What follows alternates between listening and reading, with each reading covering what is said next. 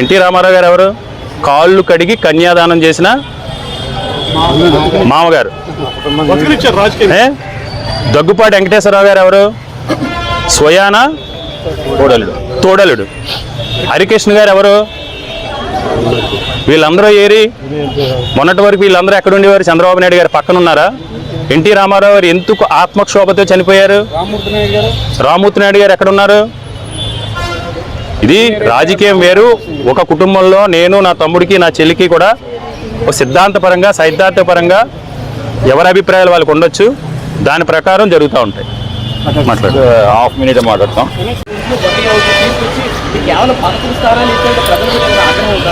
అంటే మంచో చెడో ప్రజలు అత్యాశకి, అందుకే ఇప్పుడు చందాకి చెప్పాను, ఒక శ్లోకం చదివినట్టు, ఒక ప్రేయర్ చేసినట్టు చంద్రబాబు నాయుడు గారి తాలూకా ఆ మెకానిజం, ఆ మ్యానిపులేషన్ జరిగింది. ఒకటే ఎగ్జాంపుల్ చెప్తున్నాను. వాళ్ళు ప్రచారం చేసింది. చంద్రబాబు నాయుడు ఏం చేశారంటే, జగన్మోహన్ రెడ్డి గారు ముఖ్యమంత్రిగా ఉంటే జూలై 1వ తారీఖున మీకు 3,000 రూపాయలే పెన్షన్ వస్తుంది. కూటమి ప్రభుత్వం అధికారంలోకి వస్తే ఏప్రిల్ 1000, మే 1000, జూన్ 1000, జూలై 1000, 4,000 కలిపి 7,000 రూపాయలు వస్తుంది. అంటే 66 లక్షల మంది పెన్షన్దారులు ఉన్నారు.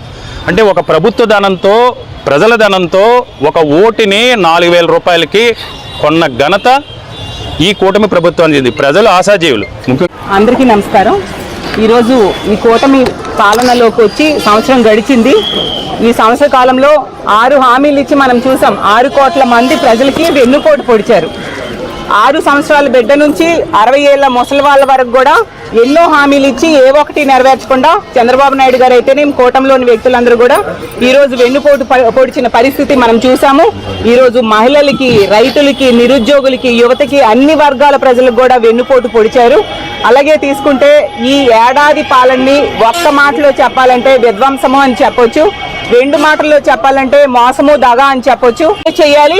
అలాగే మద్యం ఈరోజు ఏరులై పారుతూ ఉంది. గంజాయి విరివిగా దొరుకుతూ ఉండే పరిస్థితి, డ్రగ్స్ ఎన్నడూ లేనట్టుగా ఆంధ్రప్రదేశ్లో దొరుకుతూ ఉంది.